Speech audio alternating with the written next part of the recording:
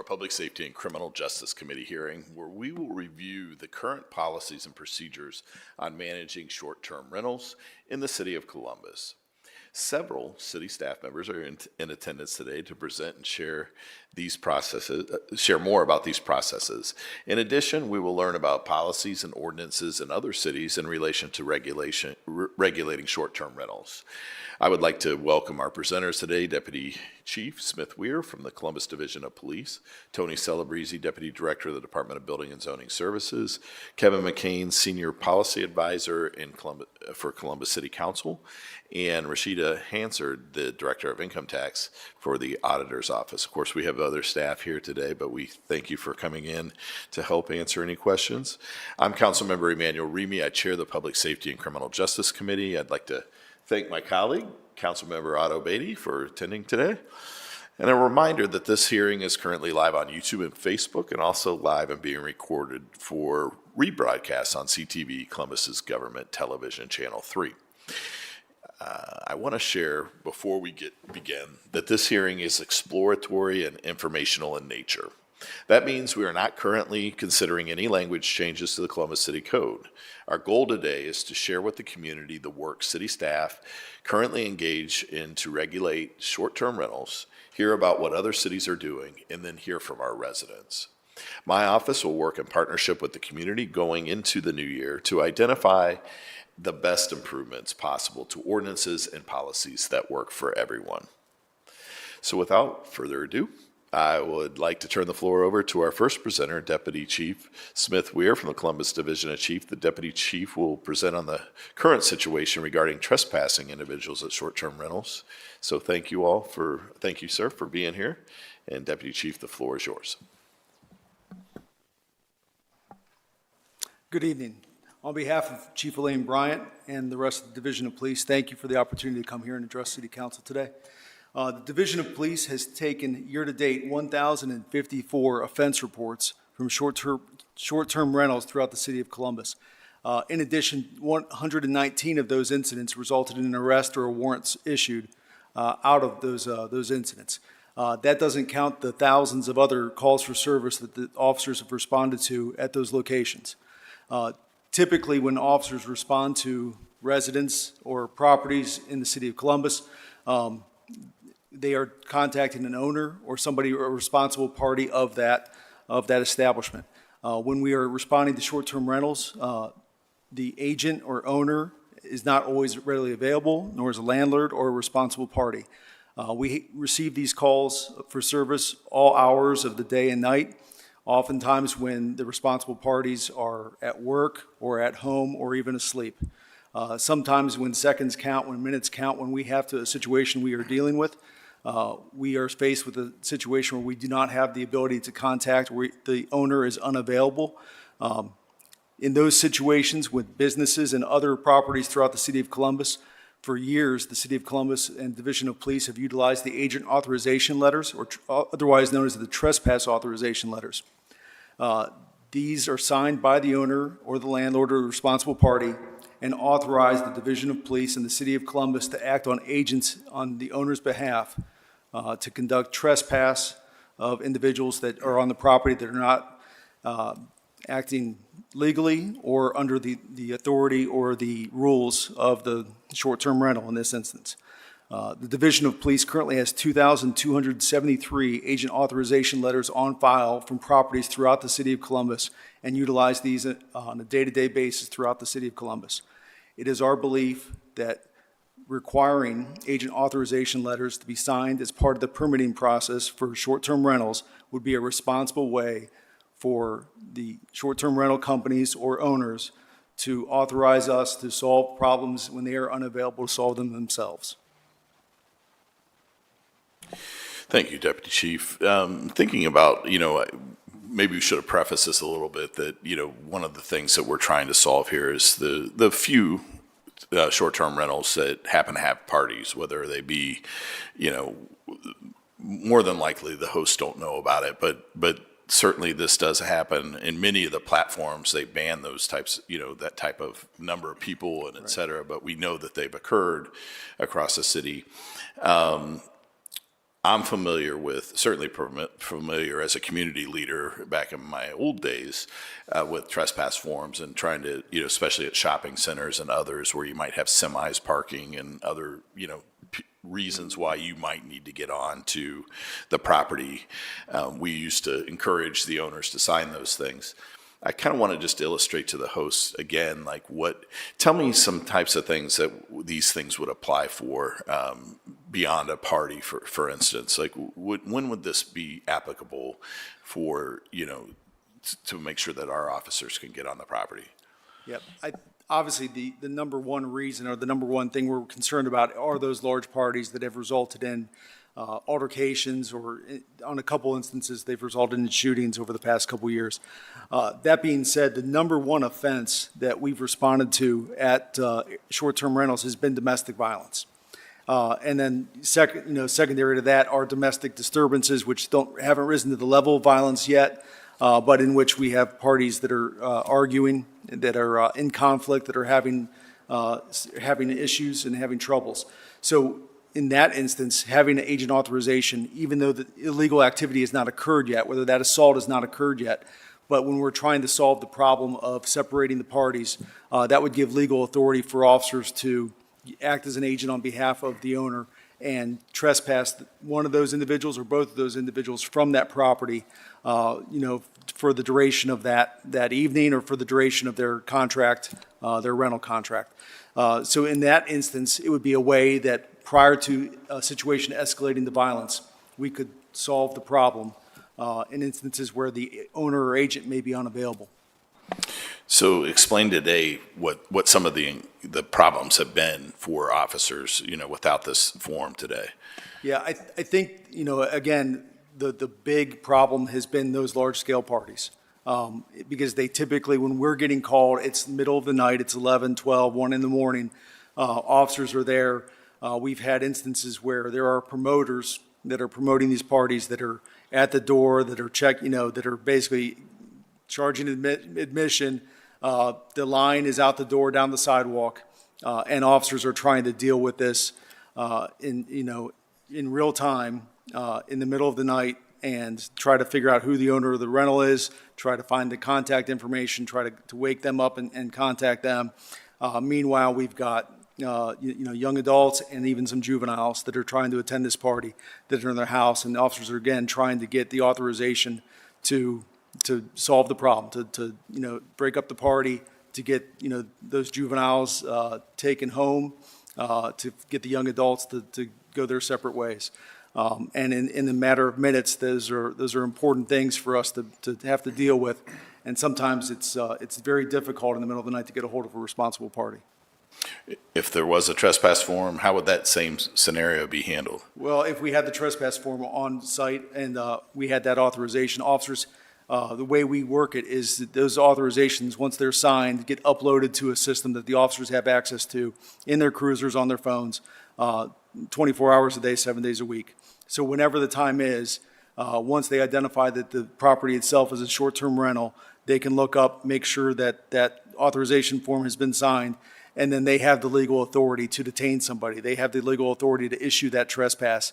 If the rules that have been established in the permitting process are not being followed, we don't have to wait for the owner to answer the phone, to drive from an hour away or wherever they may be.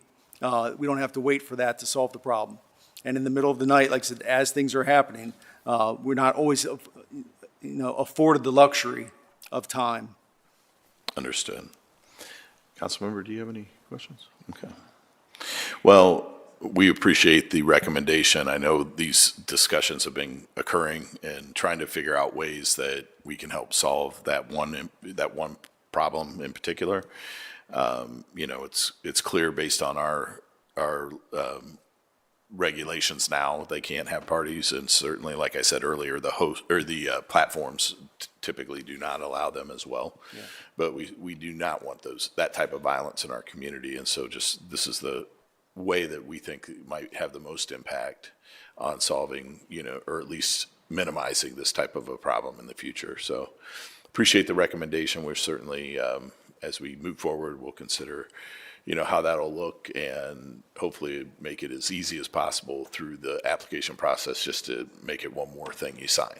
So, want to thank you for coming in today, Deputy Chief. I know you got to run, but appreciate it. All right. Thank you for your time. Yeah, thank you, sir. Our next presenter is Tony Celebrezzi, the Deputy Director of the Department of Building and Zoning Services. He is here to talk to us about the current short-term rental permitting process. So, Deputy Director, I'm going to send it right over to you. The floor is yours. I appreciate that. Thank you, Councilmember Remy, Councilmember Beatty. Thank you for being here and for the opportunity for Building and Zoning Services to weigh in on this critical matter. I'm accompanied tonight by Latasha Kearns, who is our licensing officer in the licensing division within the department, and then with our other Deputy Director, Wendy Boots. And so I've got a short presentation we can go through. And so the initial short-term rental, or STR legislation, passed in 2018 and was modified again in 2021 over concerns with neighborhood and guest safety.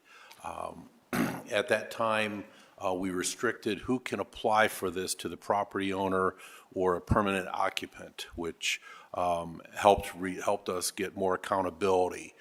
In that process, we also implemented background checks for all the relative parties, not only the applicant, but their statutory agent, their partner or managing member. From that, we also added a 24-hour local contact. We've had good communication with public safety, the police, with this, and we continue to try to improve that communication. We also require background checks on whether it's a host or a property manager, just depending on what type of setup that the owner has put into place for that short-term rental. To give you a background, these are the numbers of the short-term rental licenses per year. We are right now at 1535. That's the blue number. As you can see, we started this in 18, and then 19 we had quite a few. We had 971. COVID took a big chunk out of us in 2020, and then it has grown and held steady over the last 3 years. The red bars up there are the units that do not have or that are non-primary resident, which means that the owner does not live there. It is a house or a unit that is, or a carriage house or an ADU that is rented out as a short-term rental, whereas the remainder above the red line to the top, those are short-term rentals such as a room or a portion of a house where the owner lives on site. And so, as you can see, we've got a lot of units that don't have an owner on site. They're an investment property for these individuals to rent out and provide themselves with income. So, talk about a little bit about the application process and the information we require. We do require a 24-hour local contact, as I said earlier, phone, email, and their home address. We also require information about the host. Whoever is actually doing the listing of the property on an online platform, we want to know who that is. We want to know who the property manager, if one is being used. And then we work with a number of bedrooms as the county has it recorded. And our maximum number of occupants is 3 times that number of bedrooms. And some of that is derived from the state building code with how many people can be housed in a single bedroom before you turn into a different class of house. We also want to know all the listing platforms. We've got very good relationships with most of the platforms, and they work well with us when we have questions or concerns. And then we also want to know the list of all other short-term rental properties that an individual has within the city. Again, unfortunately, with our experience through code enforcement over the years and with short-term rentals, some landlords or owners, if they treat one of their properties without respect and don't maintain it, they tend to do that to other properties. And so we want to know what their portfolio is so that we can work with them to get them get the place up to speed so that it's a good contributing parcel within the city. So right now, the applicant provides a proof of identity, their residence, a letter of good standing from Columbus Division of Income Tax. Again, we do BCI background. There's ways for people to do it in person in our office or online through the web check agency. They also, if they're an out-of-state owner, fast fingerprints outlets are nationwide, and they can do that there. There's an application fee of $20. Should they get approved for a short-term rental, and that part of that is the background checks sometimes disqualify people.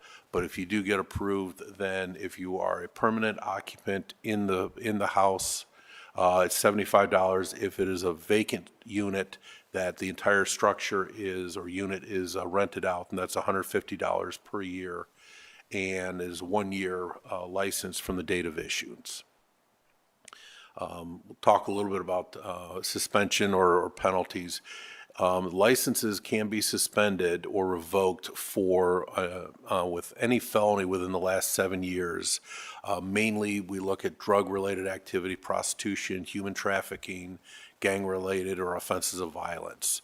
And then also we do account for working with police department, excessive calls for service of 3 or more in a 12-month period.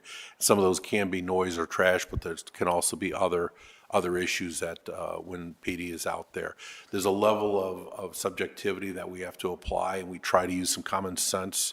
But obviously we want owners with owners that are quality individuals that are going to, be renting out a space that someone would want to be in and not disrupting the rest of the neighborhood.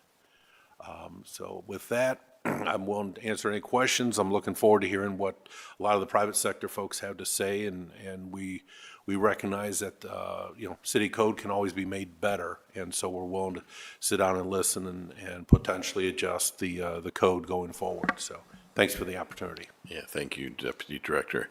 There are several cities around that have required, for instance, the license verification to be, the onus to be on the platform. I'm just curious if we were to do something move in that direction where before, there's different models, but one is before they're ever listed on, say, an Airbnb or VRBO, the platform itself has verified the license with the city. Would that be something that would be helpful to you today? Because I believe the staff is doing it backwards, right? Is that correct? Yeah. Yeah, we would anything that helps us verify or helps the platforms verify on the front end before anything is registered, that would prohibit or that would prevent what we do see today, which is that there's a number of individuals that just blatantly decide, well, cost of doing business is I'm going to list it, and if I get caught, then I'll ask for forgiveness later. I'd much rather have us be able to run that BCI check and ensure that we've got people with good backgrounds running these facilities. Okay. Well, I know one of the things that I want to talk about is a little bit more, at some point in time, moving this process a little bit more online and updating it. We've, looking at other cities, it's pretty easy online to submit an application. The licensing section was moved over to BZS about a year and a half ago, was it? About a year and a half ago, and we among other licenses that we issue, and we are in the process of working that into our online platforms so that it does make it easier. Because bottom line is, we don't want to be a hindrance for people to do this, but we do want to make it as easy as possible for them to apply, and then we can do our portion, our review in the back end, and then hopefully move forward and have a good Airbnb or a good short-term rental. So just to expound upon, the process. So these guys are over licensing, but when there are complaints that come in about a property, say trash or other things like that, which part of the zoning process, who's going out there and investigating that? So the majority of the complaints will, aside from maybe the 911 complaints that the police department handles in real time, we would get complaints through 311. Also, I think the licensing division occasionally gets some, but mainly through 311, and that would be funneled most likely to code enforcement, which is also a division within our department. They would send a code officer out there with something like trash or debris, probably within 48 hours. To get out there and look and see if there's a problem, and if there is, they would write a violation for it. And then they would do the research through our systems to see who owns it. If it's not in our system, then they will begin working with the auditor's office to find out who's the owner, and we will track them down and try to get them set up properly. Have there been any issues contacting the owners or the contact person that's listed on the license? I don't think we've had much issue. Our code officers are very good sleuths. They know a lot of different ways to track down who is an actual owner, even with it being an LLC. Because as we know, so many of these investment properties now are being put into individual LLCs, and they have an agent somewhere, usually an attorney. And so there's some hoops for our folks to jump through, and that's why we do ask for a lot of this information from multiple people's information so we can track it down a little easier. Yeah. All right. Thank you, Deputy Director. Anything? All right. I appreciate the opportunity to hear from you this morning, or this evening, excuse me. Our next, we're going to, I appreciate the work that the licensing section is doing. I know that it was a big move over to, from one division of police over to building and zoning services, but we're happy with the work that's being done to make sure people are properly permitted and all the due diligence. So I want to thank both of you guys for that. And then we're going to continue to work with your office to ensure that there's continuity and efficiency for the residents of Columbus. So thank you very much. Our next presenter is Kevin McCain, our Senior Policy Advisor with Columbus City Council. Kevin will be walking us through how other cities are handling neighbor notification, for instance, when a license is issued. While we're unsure which direction we're going to go, we would like to take the opportunity to hear some legislative solutions to community concerns. So, Kevin, the floor is yours. Thank you, and good afternoon, Chair Remy, Councilmember Beatty. My name is Kevin McCain, Senior Policy Advisor to Columbus City Council as a member of the Legislative Research Office. Here this afternoon to present a sample of our research on short-term rental notification requirements. I'll begin by reiterating that we are not advocating for any of these procedures. Our job here today is to simply share what other cities do when it comes to short-term rentals and notifying neighbors. We do not have any draft language prepared to pursue because at this stage we are still exploring what options are out there. We looked at examples from here in Ohio, the U.S., and even some international destinations to provide an all-encompassing comparison. Cities in Ohio will present the most obvious comparisons as we all operate under Ohio Revised Code, so it's probably easiest to consider code language and policy from those examples we found.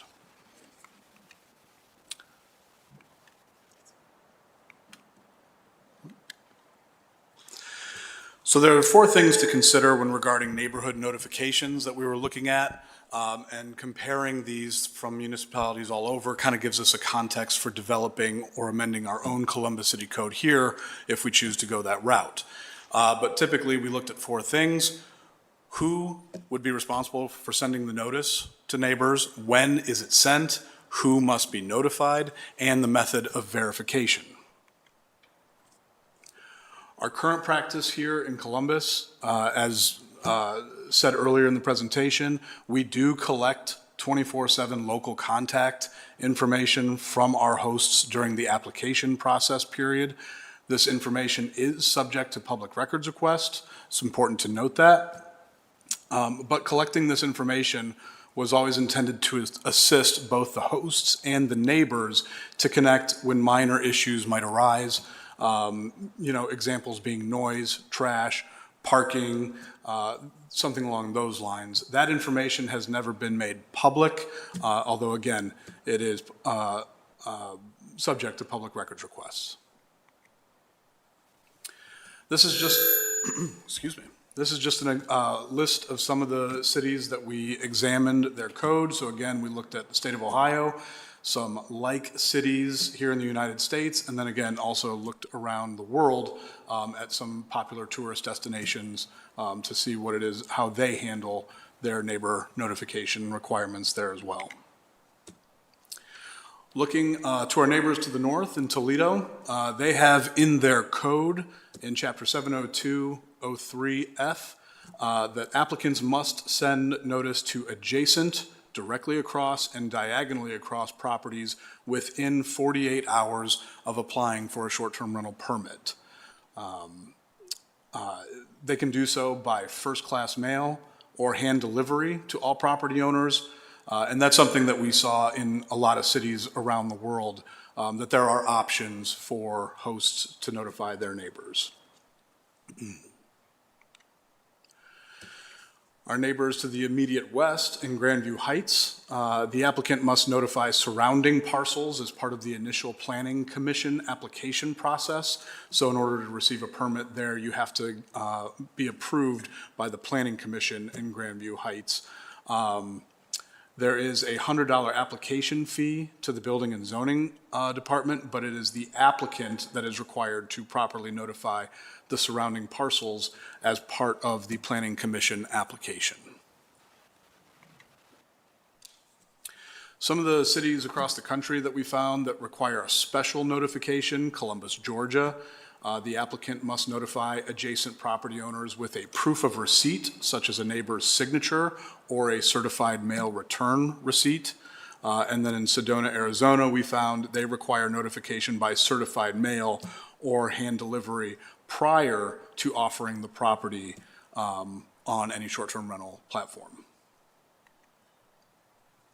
A few other unique requirements that we found: Austin, Texas, was a city that we found where the city is responsible for handling the notification to adjacent neighbors, with the applicant paying a $50 notification fee as part of the licensing process. Most cities that we saw, it was the host themselves who were responsible, but in Austin, it's the city. In Scottsdale, Arizona, the owner must notify adjacent and across the street properties, but also included that you had to notify all units on the same floor in a multifamily dwelling complex.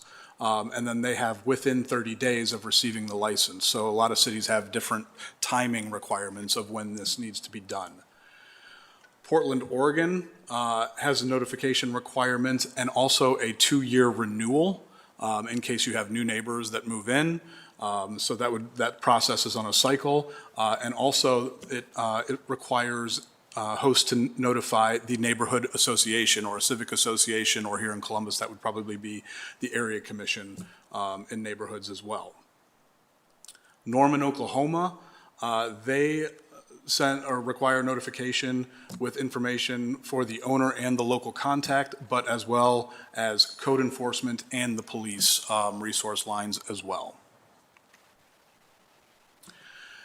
These are some examples of cities that require the 24/7 local contact information to be shared. Some cities just require a notification that this is going to be a short-term rental, but there are a lot of cities that require the 24/7 contact local information to be shared as well. Some of those municipalities go a step further by including a response time mandate. So the city of Toledo says that a host must respond within 45 minutes. Summit County, Colorado, 1 hour. Lots of different cities around the world have that included as well. So some key considerations to consider for City Council if they're going to go down this route is the timing of the notification, whether or not this is something that would take place on the front end before a permit is approved or after. And then also we would have to consider proof and verification and how we are handling making sure that the notification occurs. And then again, the example from Austin, Texas is unique in that it has the city who is responsible for notifying all the neighbors. That is something we would consider as well. And then again, the ongoing requirement that you see in Portland, Oregon for every 2 years renewal cycle. Something I just wanted to point out, that while City Council considers all the menu of options that we have listed here and many more, there are resources for neighbors currently. We have worked with the platforms, both Airbnb, VRBO, Expedia, for many years here, and we know that the platforms take these issues seriously, and they have neighbor resources that they promote as well. And I didn't want to miss an opportunity to share that. That Airbnb, you can go into their website and request a call, or you can, report a concern online. VRBO has a very good website that does very similar things. So neighbors should know that while City Council is considering regulations, there are currently resources that exist and help. With that, happy to answer any questions.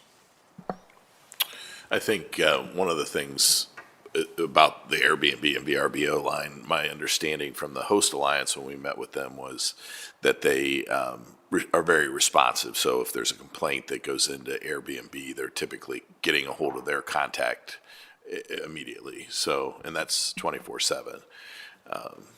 Correct. So thank you for your research on this. We're hopeful that the short-term rental owners, the hosts themselves, and certainly the community members, give us feedback on some of these ideas. And certainly as we look at the legislative opportunities to make improvements on a pretty robust set of legislation to begin with, thanks to you and former council members that sat in the role. So our final city staff member tonight to answer a few questions is Rashida Hansard, the Director of Income Tax at the City Auditor's Office. Rashida, my goal is to learn a little bit more about tax processing as it relates to short-term rentals. So could you walk through some of this, like what taxes apply to short-term rentals, for instance?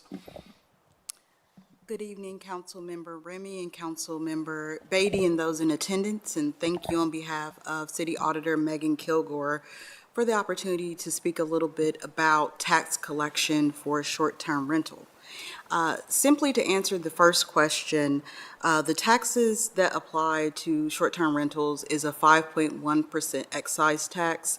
That tax is lodged against the guest, and it is collected by the host. What was that? A 5.1% excise lodging tax. Okay. That's what we're calling it, yes. I see. Okay. And then how are they collected today? Absolutely. So currently at this time, when someone goes to a short-term rental, they are automatically charged that 5.1% excise tax. That tax is subsequently collected by the host, or for our purposes, the owner of the property.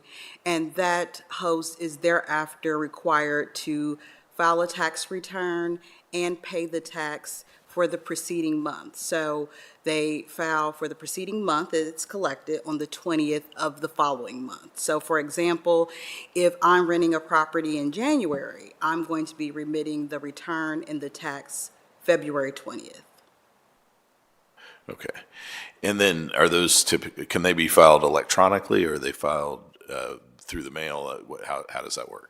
Absolutely, and that's a terrific question, because at this time, 98% of short-term rental taxes are paid and collected online through our online tax platform, CRISP. This was implemented for short-term rental tax in 2023, and since then, 98%. I would probably, to be honest, think we're closer to 99%, but there's no 100 of anything when it comes to tax collection, but we are very much there, close to that. That would be a miracle if it was, right? It will be. Where do these funds go then? Yes, so there is, so of the 5.1%, 0.5% is remitted to the city as an administrative fee to assist with the work that we do to collect it. The remainder of that 5.1%, all of it goes back to a certain degree to the community. And so let me give you those specific numbers. 2.39% goes to the Columbus Convention and Visitors Bureau.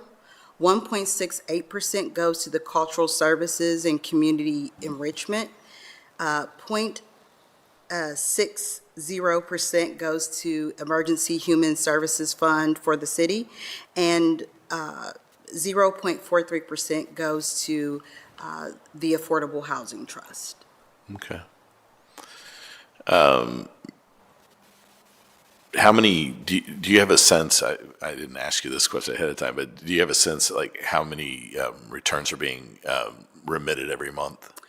We do, and I was actually able to look at this before coming over.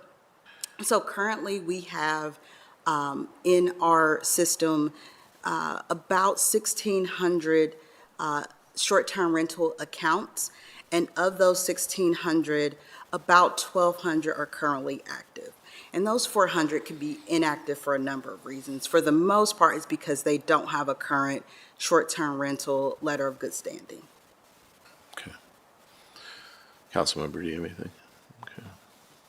Well, thank you for giving us a little bit of additional information on the taxation side of things. You know, one of the things we've talked about, and I think some of the limitations that we have with our system is having the platform collect the tax. But certainly, you know, that may be something, you know, to look at in the future as you upgrade and everything else. You know, we want to make sure that, again, trying to make it as easy as possible for everybody involved. But I thank you for coming in today and having this discussion. Thank you. So I'm going to move on now to our speakers. I appreciate the opportunity to hear from our presenters. We have 5 individuals that signed up this evening, so we're going to invite those speakers to the podium to share their thoughts for up to 3 minutes. And when you get to the podium, please state your name for the record. And if those who signed up are not present, we will move on to the next speaker that signed up. We also had 4 written testimonies that will be submitted to the clerk's office. So I'm going to first up ask Dave Doctor to come forward. And again, you have 3 minutes. Thank you for coming down and welcome to council. Appreciate your testimony. Hello, and thank you for the opportunity today. I do think the short-term rental license number needs to be on the rental so that people know they're renting from a house that's licensed for the consumer. Because otherwise they can't tell them. Also, it sounds like it would help out the organizations here. And I really do feel you have to have some contact name that is able to respond within a reasonable amount of time, whether it be an hour, 45 minutes, whatever. We should have numbers out there. Because as residents right now, I keep seeing about party house or other problems, and I don't know how well they're being addressed. And I know I'm addressing you guys right now, but am I allowed to ask questions this direction too? Like on the short-term rentals? How often are licenses being revoked? What we can do, actually, I'll let you give your testimony. Okay. And then we'll have somebody follow up with you, you know, Okay. right after. And then also, like, what percentage of the calls the police are going on are short-term rentals that actually have a license versus don't have a license but are called short-term rentals? Rental units, I shared a Philadelphia one, but I also know, do we require smoke detectors and carbon monoxide detectors in the homes? Quiet hours should be after 10 o'clock. You know, so basically, if there's still noise after 10, you can notify either the 311 or the landlord first. They have an hour basically to rectify the situation before the true quiet hours, which are currently 11 o'clock in most of the city here, I would assume. It's still 11. And then my feeling is, it says 3 per bedroom is the current code. 3 seems maybe high. I mean, do a 3-bedroom house with 9 people, is that typical for the residential area? For most of the homes in the area, we get, because it's still, these homes are rented in residential areas. So it's 2 maybe a more accurate number. And again, if there's no problems, no one's gonna know how many people sleeping there. I recognize that, but for the problems, is 3 really what a residential neighborhood is meant to be, is residential.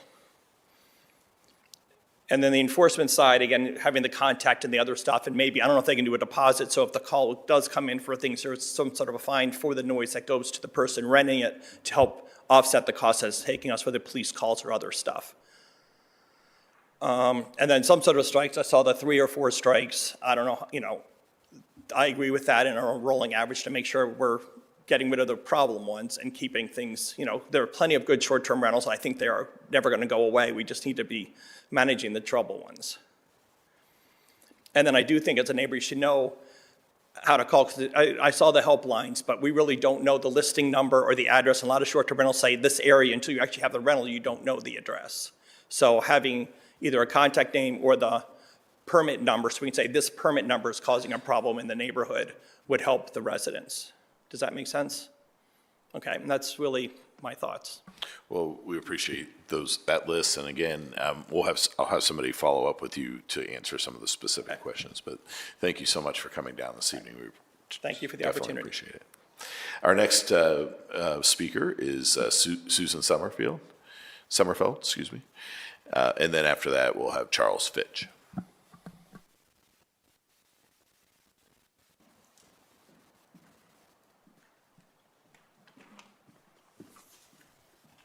Hello. Welcome to council. Thank you for letting me speak today. My name is Susan Sommerfeld. I live at 51 East Lincoln Street.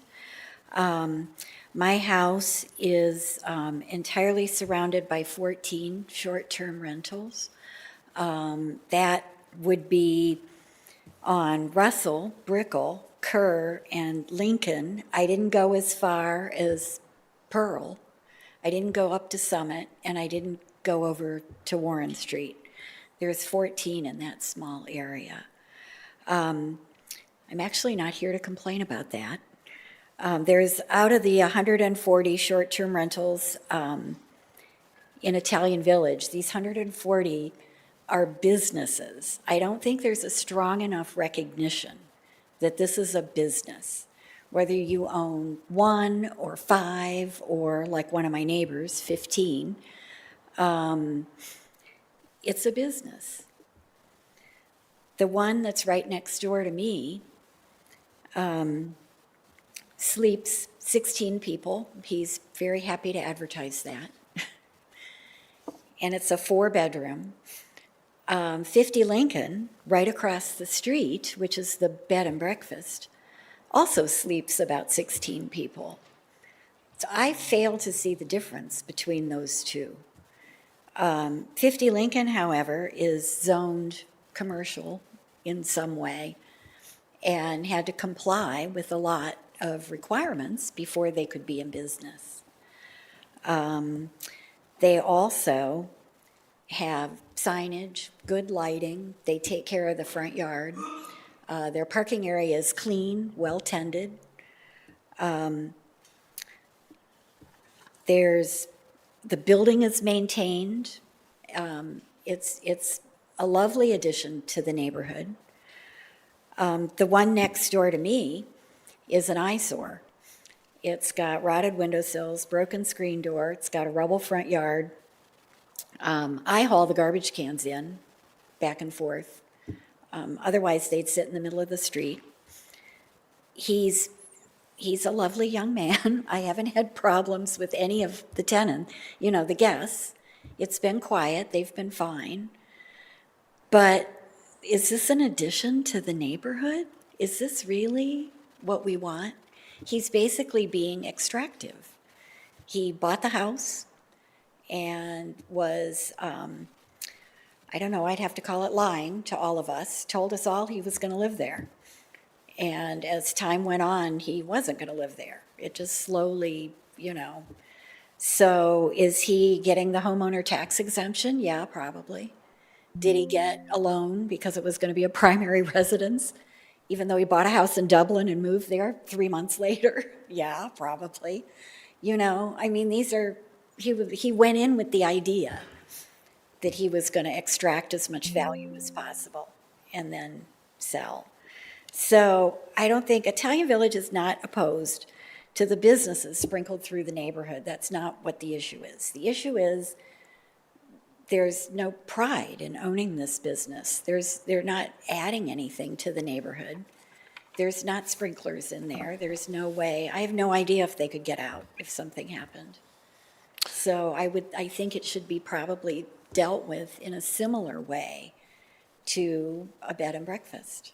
Thank you so much, Ms. Sommerfeld. We appreciate you coming down today. Thank you. Thank you. Is Mr. Charles Fitch here? Okay, let the record reflect that Charles Fitch is not here. Nat Shepard And then Rob Lowenstein, you're next.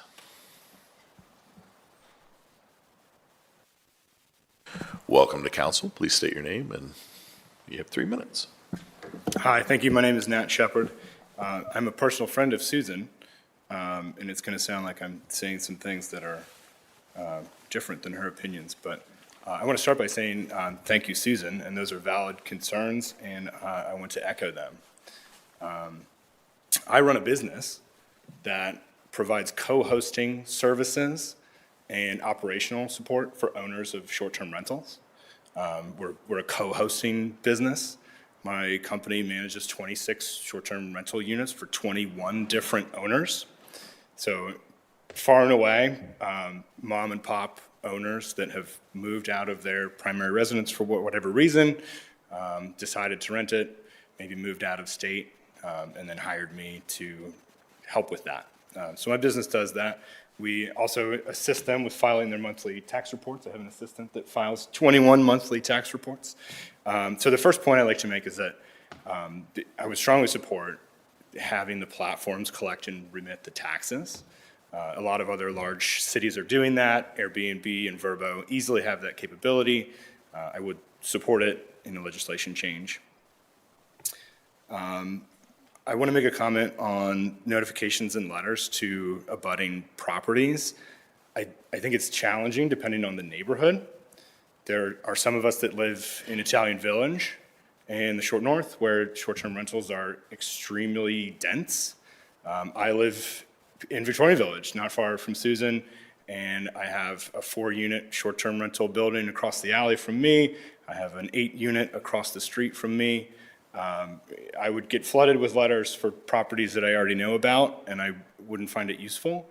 So I would encourage council and our legislative review teams to consider the type of property or maybe the zoning of the neighborhood when thinking about a notification requirement.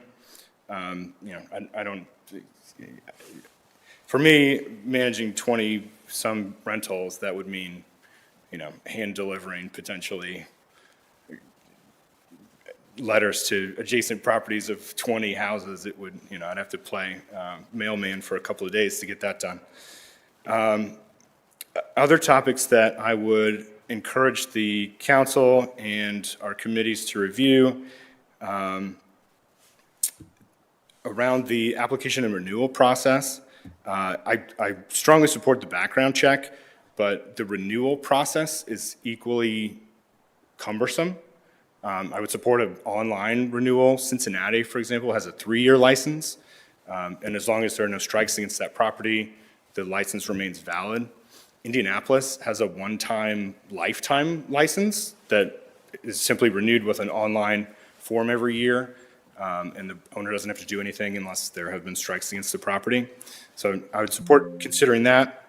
I see that I'm at my time. I have a few quick points, if that's all right. I want to touch on occupancy limits. I would encourage consideration of a different rule there. I know there are some state residential codes that we need to try to follow. But I think hosts would agree that a 1-bedroom property could comfortably accommodate 4 people. 2 in a bedroom and 2 on a pull-out couch is a fairly common layout. I think if we were to look online, we'd see a lot of properties that are currently doing that. But on the flip side, a 5-bedroom property sleeping 15 people seems like a lot and a potential risk. So I encourage a review of that. Another point that I don't think has been made yet is multifamily property. At some point, a multifamily building becomes effectively a hotel. A 4-unit small multifamily, that's 4 Airbnbs, maybe not, but an 8 or 10 or 12-unit building that has 8 or 10 or 12 short-term rental licenses is effectively a hotel. So I don't know where that distinction lies or how to approach it, but I think it'd be appropriate to review. And then the final point I want to make, I'd encourage data sharing with these platforms. I think collecting and remitting that tax online will be a huge help. We use a software that looks at and analyzes market data. When I go on there, I see 3,100 active short-term rentals in Columbus, which is a lot more than the number of licenses we've issued or the number of people that are paying tax. So I think there's potentially a lot of tax revenue there that's going missed that could be recovered if the platforms were required to collect that. Yeah, thank you so much. I appreciate you coming down and sharing your thoughts, Mr. Shepherd. And Thank you. Have a great evening. Yeah, are you willing to, just engage with us more? You seem to know a lot about the industry and things like that. And your particular customers, what, from a business standpoint, why did they choose to go into short-term rentals versus full-time rentals? Sure, great question. And are the 21, are they all in the Victorian Village, Italian Village area? Yeah, I live in Victorian Village, and that's where my connections are. So most of my clients are in Victorian Village. We have several homes in Clintonville, and we go out. I have one that's actually in Westerville municipality and one in Reynoldsburg as well. But typically, it's an owner that has moved out of their primary residence, and they were living there at the time, and it was furnished, and they decided that they didn't want to move all their furniture. They want to turn it into a rental property since it was already furnished. Path of least resistance was to hire a hosting company and run it as a short-term rental. They still get their own license and hold the license themselves and go through the background check requirement. But then my company is typically handling the day-to-day operation of that. We also have clients that are out of state that maybe have family here and bought a house to live in when they come here, or a client that has business in Columbus, buys a house here to come stay in once a month when they're here, and then hires my business to look after it when they're not here. And in the Columbus marketplace, would you say that the yield on a short-term rental exceeds the yield on in most instances, on a full-time rental unit? I know it can be neighborhood by neighborhood difference, but Yes, it does. My opinion is that there are a few market segments that perform better than others. Large houses that can accommodate a lot of guests will typically produce more revenue than they would as a long-term rental, to Susan's point. And then I think smaller studio units that are near downtown or Ohio State also have a much greater margin than how they could perform as a long-term rental. And I'm connected to Jeff Smith and the Columbus Host Alliance as well. I meant to say that in my introduction, but I'd be happy to participate in follow-up discussions. Okay. And what type of, what type of trends are you seeing in our market? I mean, is our market becoming, oversaturated or anything like that? Is that starting to, I know there's some markets, mainly in tourist areas, but people like to come to Columbus where there becomes somewhat of an oversaturation where the yields start going down and people get foreclosed on and other things like that or whatever. Are you starting to see that in Columbus? I think I've seen that with some of my own clients, not seeing the revenue numbers that they would like and deciding to sell or move into a long-term lease situation. So I don't know definitively if we've hit market saturation, but I would say that there is some pressure there, and listings that have performed well in previous years maybe performing not quite as well more recently. Okay. All right. Thank you very much for that additional information. Sure, of course. Thank you. Thank you so much again. Thank you, council member. Rob Lowenstein. It's Rob. Yeah. That's all right. I was like, what? I thought that was wrong. Sorry, Roy. Roy Lowenstein, thank you for the opportunity to be here, Councilman Remy, Councilman Beatty, and city staff. As some of you know, I'm the zoning chair of the Near East Area Commission. About a year and a half ago, I think there were 4 or 5 of the commissions represented at a meeting we had with Councilman Dorans on this issue. And although the meeting was courteous, at the end of it, it was a bit discouraging because we got the message that maybe not, this might not move forward in any direction. I do appreciate that the 2021 amendments did improve the situation. But there are two basic things that our group was concerned about. One is simply the proliferation of short-term rentals in particular neighborhoods, concentrations of them. And the other one was the lack of regulation, particularly in the area of safety. And I think these remain concerns. Whether short-term rentals are continuing to proliferate at the rate they were before, I'm not all sure. Maybe it has slowed down. The problem with this is that short-term rentals really bring nothing much of value to the neighborhoods in which they're located. You know, I live a block east of the East Market, and we have two of them on the block face across the street from me. And there's a house that the owner has put a lot of money into to fix up, but it didn't sell at $500,000. It's sitting there. Is she going to turn around and make it another short-term rental, given that there's no control over how many of these?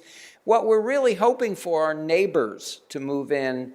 As we all know, we have a shortage of housing in the community, and this is doing nothing to help. I understand the economic incentive to try to make the most out of your property, and we do look to market forces as much as we can. But I would just emphasize we have a housing shortage. These are not really doing anything much to help our neighborhood. We just watch tourists go in and out of them. So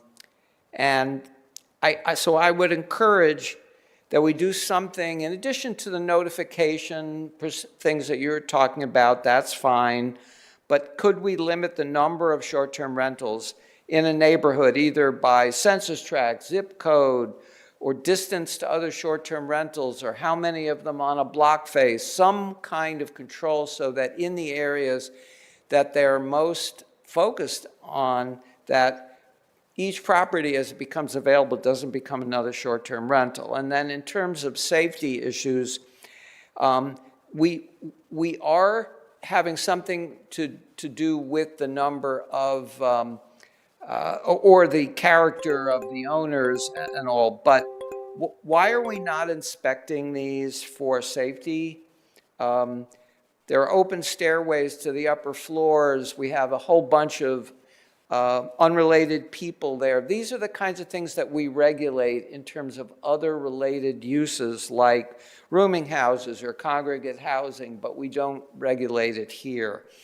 We don't have minimum kitchen and bath facility requirements. We don't have off-street parking requirements and so forth. So we're not concerned about an owner occupant of a house having a basement or an extra bedroom, or even under the new ordinance, if they added an ADU, although ADUs were basically promoted in terms of, you know, elderly members of the family having a place to stay. A lot of them are going to become short-term rentals. And we would just like to limit them in areas like right near I live.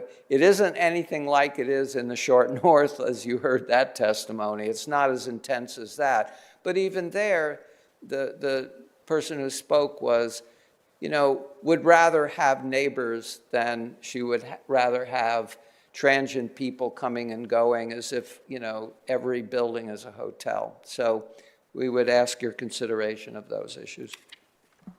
Thank you very much, and thank you for your commitment to the Near East Area Commission. We appreciate that. Thank you.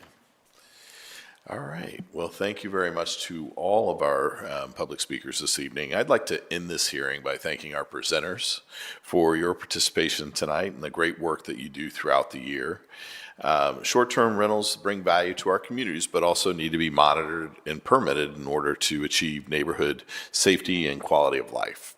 Tonight's presentations are a demonstration of our city's commitment to ensuring that short-term rentals work for all. Please be in touch with our office as we move into the new year with potential updates to our ordinances and policies. I want to thank our council team, Nancy Pryor-Sully, Pedro Mejia, Dr. Tanisha Pruitt, the communications team, and to the CTV team for their assistance in preparing for today's hearing. I also want to thank the community for their support and for tuning in to today's hearing. Thank you, everyone. Stay safe and stay warm, and have a great rest of your evening. This concludes our hearing.